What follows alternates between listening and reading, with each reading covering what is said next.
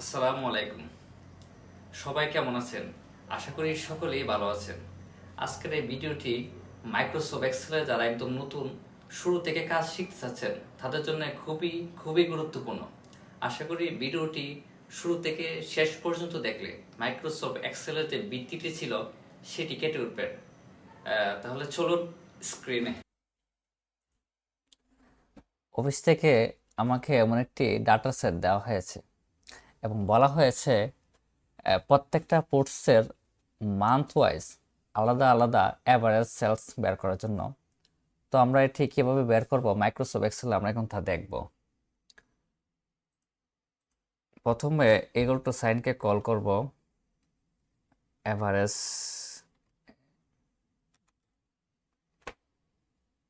Average ফাংশনকে call করব। তারপর এটা হলো সিনট্যাক্স, আমরা এখন এটি ধরব, এখানে ক্লিক করে ড্রাগ করে এখানে নিয়ে আসবো যতটুকু পর্যন্ত আমরা একটি অ্যাভারেজ করতে চাচ্ছি, ব্র্যাকেট কোর্স ইন্টার। আমরা এখন এখানে ডাবল ক্লিক করে নিয়ে আসতে পারি, আবার ড্রাগ করে নিয়ে আসতে পারি।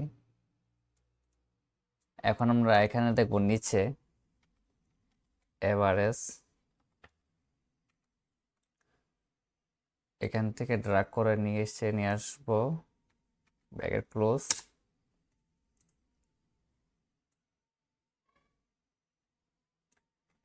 অ্যাভারেজ বের হয়ে গেল। এখানে দেখেন প্রত্যেকটা আলাদা আলাদা সেলস নেম হয়েছে।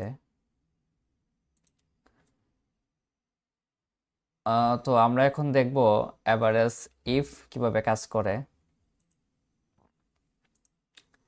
অ্যাভারেজ ইফ শর্ত মোতাবেক কাজ করে। যখন আপনাকে কন্ডিশন দেওয়া হবে যে এই ফুডস হামবার্গার্স কত টাকা সেলস করছে, প্রত্যেকটা আলাদা আলাদা সেলস বের করার জন্য যখন আপনাকে শর্ত দিয়ে দিবে তখন অ্যাভারেজ ইফ ব্যবহার করতে হবে। তো আমরা ব্যবহার করব এইভাবে, ইকুয়াল টু সাইনকে কল করব, এভারেজ ইফ, কিবোর্ডের ট্যাব বাটনে ক্লিক করব, এখানে রেঞ্জ, এটা হলো সিনট্যাক্স আর এটা হলো রেঞ্জ। এখানে রেঞ্জ বলতে বোঝাচ্ছে যে আমরা কোন সেলস থেকে কোন সেল থেকে আমাদের ক্রাইটেরিয়াগুলো নিব। আমরা এখান থেকে নেব control shift down arrow, control back space উপরে চলে আসবে। ক্রাইটেরিয়া, ক্রাইটেরিয়া হলো কোনটার খুঁজতে চাচ্ছি আমি, আমি হামবার্গার খুঁজতে চাচ্ছি। তো এখানে ক্লিক করব,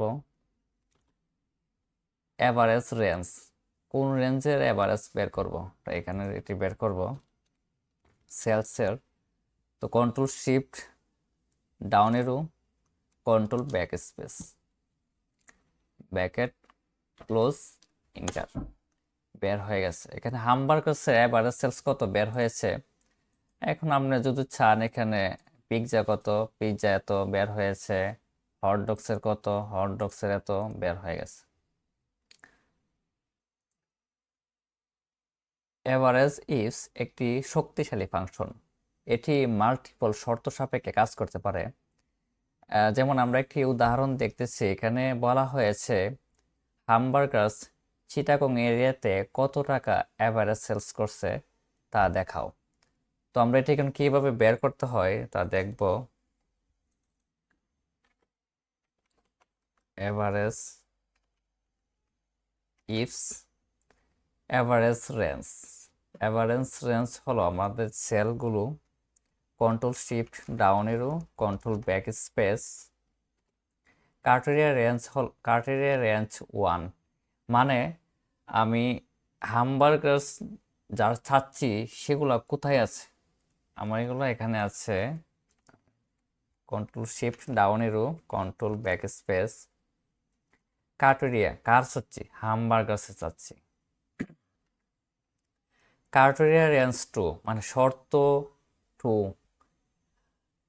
আপনি যে এরিয়া চাচ্ছেন এরিয়াগুলো কোথায় আছে, এরিয়াগুলো আমার এইখানে আছে। তো control shift down arrow, control back space, criteria 2 Chittagong, bracket close. এখানে হামবার্গার চিটাগংয়ে এত টাকা এভারেজ সেলস আছে। এখন যদি হামবার্গার খুলনায় এত টাকা সেলস আছে, হটডগসে খুলনায় এত টাকা সেলস আছে, সিলেটে এত টাকা সেলস আছে। এখন আমরা দেখব কাউন্ট এবং কাউন্টটা কিভাবে কাজ করে। প্রথমেই বলে রাখি, কাউন্ট শুধু সংখ্যা গণনা করতে পারে, কাউন্ট লেটার গণনা করতে পারে না। কাউন্টটা লেটার এবং সংখ্যা উভয়ই গণনা করতে পারে। আমরা এখন তা প্র্যাকটিক্যালি দেখব। এখানে আমরা কাউন্ট ফাংশনকে কল করি। কাউন্ট, আমি যদি এখানে লেটারগুলোকে কাউন্ট করতে চাই, control shift down arrow, control back space, bracket close. এখানে কিন্তু আসলো না। এর কারণ হলো কাউন্ট ফাংশন শুধু সংখ্যাকেই গণনা করতে পারে। আমরা এখানে দেখি count function, count function control shift down arrow, control back space. Count সংখ্যা গণনা করলো, কিন্তু কাউন্ট লেটার গণনা করতে পারলো না। কিন্তু কাউন্টটা ফাংশন লেটার এবং সংখ্যা উভয়কে গণনা করতে পারে। আমরা এটা প্র্যাকটিক্যালি দেখি। কাউন্টটা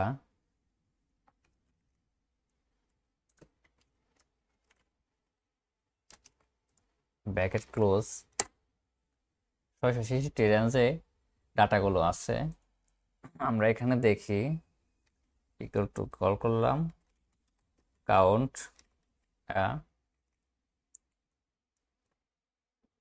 ভ্যালুগুলো নিয়ে আসি,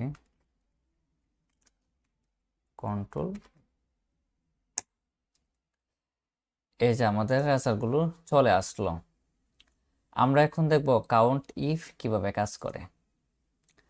আমার এখানে ডাটা সেটটিতে বলা হয়েছে এখানে টোটাল প্রেজেন্ট কতজন আছে তা বের করো। শর্ত সাপেক্ষে বলা হলো। তা আমরা এখানে দেখব তা এটা কিভাবে কাউন্ট ইফের মাধ্যমে বের করে। কাউন্ট ইফ রেঞ্জ, কোন জায়গার ডাটাগুলো তুমি বের করতে চাচ্ছ সেগুলোকে বলছে। এখান থেকে সরি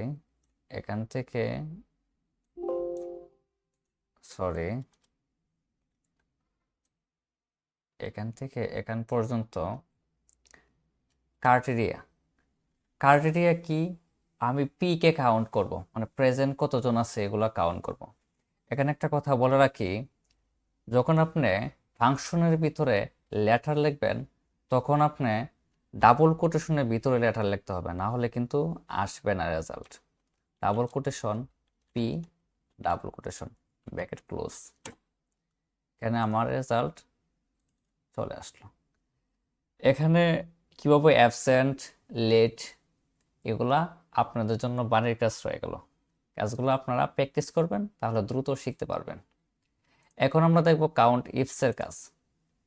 পূর্বে বলেছিলাম কাউন্ট ইফস একটি শক্তিশালী ফাংশন, এটি মাল্টিপল শর্ত সাপেক্ষে কাজ করতে পারে। আমরা এখন দেখব হামবার্গার স্মো মেশিনকে কতবার আছে তা গণনা করব। Equal to count ifs criteria range 1, ডাটাগুলা কোথায় আছে, কোন জায়গায় ডাটাগুলো থেকে খুঁজতে চাচ্ছ তা বলা হয়েছে। আমি ফুডস এখান থেকে খুঁজতে চাচ্ছি, তো পিকচার সিলেক্ট করলাম, control shift down arrow, control back space, criteria. কোনটার খুঁজতে চাচ্ছ, আমি হামবার্গার্সে খুঁজতে চাচ্ছি, হামবার্গার্স।